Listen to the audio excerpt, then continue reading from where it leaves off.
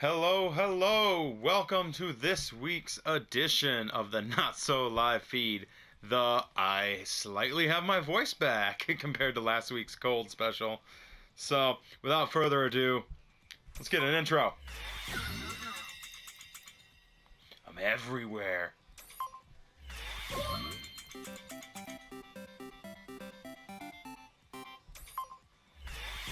Alright, thank you for tuning in. I am, of course, Dan, at least on paper. We're going to do things a little bit differently. We're going to mix things up. We're going to start on a light note. Not even news. Let's just get something to hopefully make you laugh. What do we got here? We got I was going to say pumpkin. Pumpkin's wrong. We got a pineapple. Proof that you/me can carve a pineapple. Did this for Halloween last year. I like to say it looks awesome. Hopefully that'll brighten your day. Now, let's start with what we need to start. We got some news. We're going to start with movie and TV news first, just because we got a little bit more gaming news with the Tokyo Game Show just wrapping up not too long ago. Starting us off in the movie news, Terminator. Yeah. I personally did not hate the last one, Terminator Genesis. A lot of people did. You could also say it's because Matt Smith was in it, and obviously I'm a huge Doctor Who fan. It wasn't perfect. It is not Terminator 2 in any way, but it has been announced that there is going to be another Terminator, and as of right now, it has the presumptive name Terminator 6. Now, the big important things is Arnold Schwarzenegger is on board. James Cameron, apparently in some aspect, is back on board after all the years. He hasn't worked on one, I believe, since Terminator 2. And most notably, here's a big kicker. Oh, spoilers! Linda Hamilton has reportedly been signed on for this as well. She hasn't really done anything in a long time, but she's going to be reprising her role as Sarah Connor. Get back up there in the upcoming, well, not really upcoming. We don't know when it's coming out. Allegedly, they're going to start working on it next year, 2018. So we'll see. But could this be the start of something good with Cameron back on board, with Hamilton, with Arnie? We'll see. I'll still see it. It's Terminator. I like Terminator, even the bad ones. In other movie news, well, you can't seem to dodge it. It. Haha, get it? Dodge it. It. No. Bad joke, bad pun. The upcoming sequel for a movie that's still currently in theaters has been announced to have a release date of September 6th, 2019. So it'll be interesting to see. That's only 2 years away. It's less than 2 years away. So they need to start getting on that. But let's let this one, get out of the theaters first. Side note, if you haven't seen it, it is really good. And the director has even been talking. He wants to work on other Stephen King properties. Most notably, he would love to work on Pet Sematary. So, what do you think about him doing a Pet Sematary remake reboot? Right in the comments, not the comics. But yeah, we kind of knew we were gonna get a sequel, especially with how well it did. They've already talked that it's gonna be. There would be 27 years later. They'll be the grown up. This will be part 2. But also, it's been mentioned that we might get even more backstory on Pennywise, kind of more of an origin of like what this entity truly is. So, be interesting to see. But again, if you haven't seen it, go see it. It's good. Finally, it wouldn't be movie and TV news without our favorite topic, Rick and Morty. Now, as of recording this, the season finale of season 3 is this Sunday. Recording this on a Thursday, so it's coming up pretty soon. This is the downer is this has only been a 10-episode season. Dan Harmon has talked he wanted to do more, but just he can't. It's just hard to make this. It takes time. Hell, it took 2 years from season 2 to get this one. There's a big gap of time. Now, we don't know when, but he has said season 4 is going to happen. He wants to make it 14 episodes. He wants to actually do what he originally set out to do to prove that he can. We don't know when this is going to happen. Like I said, season 3 is just wrapping up as of this Sunday. I hope it's not another 2 years till we see season 4, but obviously it's going to take them the time that it takes. This is Rick and Morty. Yeah. It's what it is. So get on it, Harmon and crew. Start hammering out some episodes for us. It's gonna do it for movie and TV news, but now we're gonna dive in to video game news. As I mentioned, the Tokyo Game Show just wrapped up not too long ago, and we did get some interesting news from it. Notably, we got to see, very recently from Rockstar, a full-on trailer for Red Dead Redemption 2. Now, two things to make note of this. It looks amazing. The graphics look I was going to say subpar, but that's wrong. They're on par with GTA 5. It looks really beautiful. The wildlife, we got a lot of things going on. Story-wise, it looks like we don't really know exactly who we're following per se, but it seemed to have a scene in the trailer. If you haven't watched it, go watch it. Give you a moment.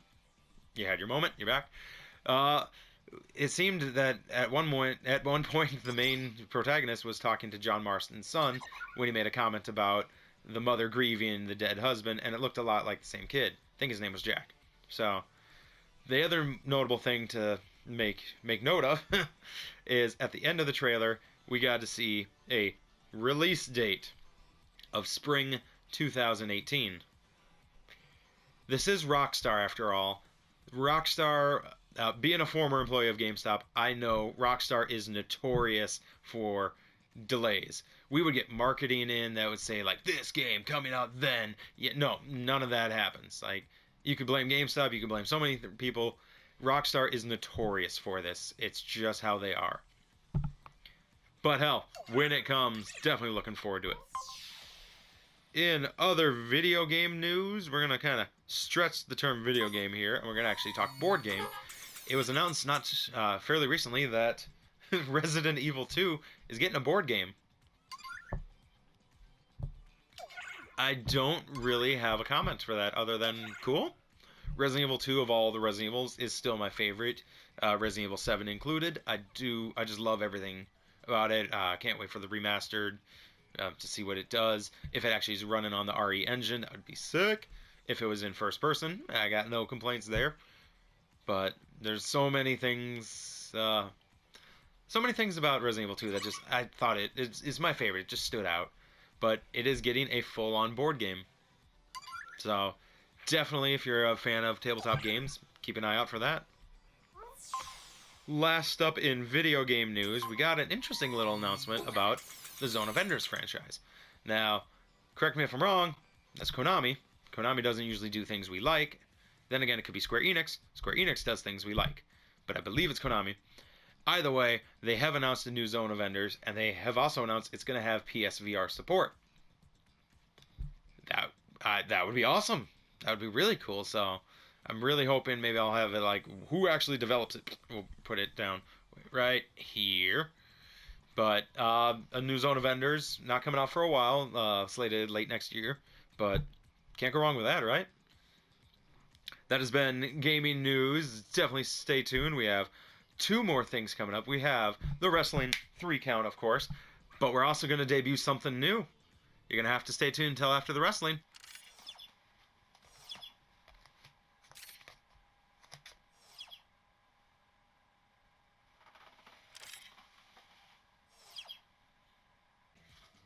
Alright, welcome to the Wrestling 3 count. Short, sweet, simple. We got a little bit of news / opinions. Braun Strowman. What are we going to do with you? After building him up to be some superpower man, he fell short to Brock Lesnar at the most recent pay-per-view. Now, I just don't know what they're going to do with him, because obviously Lesnar, he's just going to disappear for months. He doesn't have it. Who knows when he'll reemerge, but it seems like a lot of wasted potential, especially since the whole Lesnar-John Jones fight. Not going to happen. Sorry, Jones, you got some substance issues, apparently. Allegedly. I don't know. Who cares? But it's just, I don't know what they're going to be doing with him now. Like, do you do a rematch? Do you... How are they going to book him? It's just... It's very baffling of what they're truly going to do next with this guy. They spent so much time building him up, just let him fall short. So, speaking of building people up for no reason, Enzo Amore. And yeah, we kind of cut his face, but who cares? Um, he's the new cruiserweight champion after not really showing a good showing, getting pretty much out wrestled by Neville throughout the whole match, having fans chanting "You can't wrestle," and then he wins with a low blow. Now, the question here is, are they rewarding something or is he being punished for something? Because if you haven't been following it, there's a lot of backstage heat issues with him. Not a lot of people like him behind the scenes. But something works. He's selling merchandise apparently, so let's put the belt on him and see what happens. The whole 205 division's against him.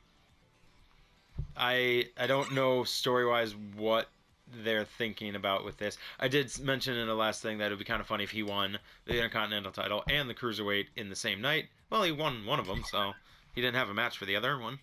But I don't, again, stories, angles, I don't know what they're really going for. So that's a thing. It's a thing, I guess, but we're gonna have to follow it and figure out what they truly have up their sleeve. There is TLC coming up. Side note: TLC in my home states, kind of near my hometown of Minneapolis, October 22nd. Now that's going to be the next Raw pay-per-view because SmackDown gets Hell in the Cell. So, granted, 205 can usually films for Raw, but they filmed on Smack. Who knows when they film? They film whenever the hell they want, but whatever. It'll be interesting to see what they do. Maybe there'll be a ladder match for the title. Why not? And finally, in the Wrestling 3 count this week, let's talk about Kane.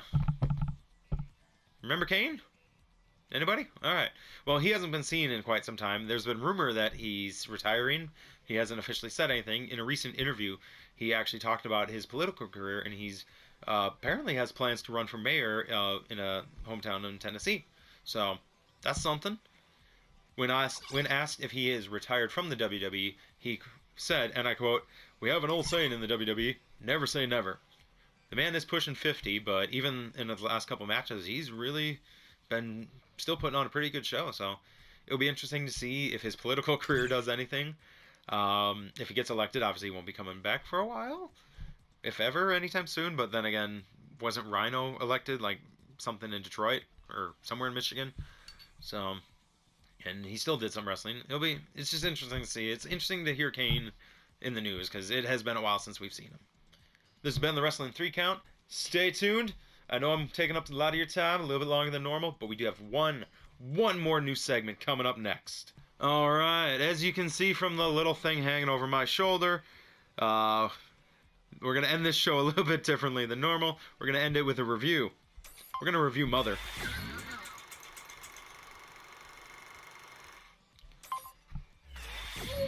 Well, thank you, Robot. What can be said about this movie? Well, I haven't seen a movie in a long time where my instincts upon the movie ending is, what the fuck? Now, and I don't do spoilers. But if you intend on seeing this movie, by all means go see it. I went and saw it with a girlfriend because she wanted to see it because of Jennifer Lawrence. I had no problem seeing it because of Javier Bardem. My instincts, and this is now where spoiler territory might start drifting but I'm going to dance around this very carefully, is why did these two huge, big-name Hollywood actors and actress decide to do this movie? Was the paycheck that good? Did they truly believe in the project? The director is the person who did Black Swan, which I never saw, but I heard it was supposed to be really good. This movie was it started out with the potential to be something kind of good, and then it gets a little confusing, but I was with it up until maybe the last, I don't know, 20 minutes, half hour. There's a point in the movie where everything just goes, and it's hard to grasp what's actually going on. It's hard to understand the timeline, like how things are happening the way they are. It's this movie, to not sugarcoat anymore, this movie sucks. It had the potential, but I don't see it. there anymore. Like now that I've seen it, it feels like 2 hours of my life I won't get back. It's it's right for those who know me. It is right up there with Hot Tub Time Machine, and that's still like it's here. Hot Tub's like right there in terms of like what's worse, not what's better. Hot Tub is still one of the worst movies I've ever seen. Somebody did actually walk out during the movie, so there's something to think about. There were parts near the end where I'm assuming it was supposed to be like dramatic and not funny, but we were laughing because it was so stupid. Um, yeah, I don't recommend it, so I'm gonna put right here, no. But if you're in, the director had a vision, and props to him. They came up with the vision that they wanted. They made the movie they wanted to make. The reviews have been up and down. Um, they're not all bad, so take that with what it is. This is definitely an interesting movie. Knowing what I know now, though, I wouldn't have gone to see it. Like if I could have been like time machine, yeah, I would have. If I could have a hot tub time machine, haha, I wouldn't have seen this movie. Don't see it, or like don't see it unless you're into weird movies. So, well, that's gonna do it for this week's episode of the Not So Live feed. I appreciate you tuning in as you do each and every week. Hope I didn't waste too much of your time. I'm of course Dan, at least on paper. And until the next video.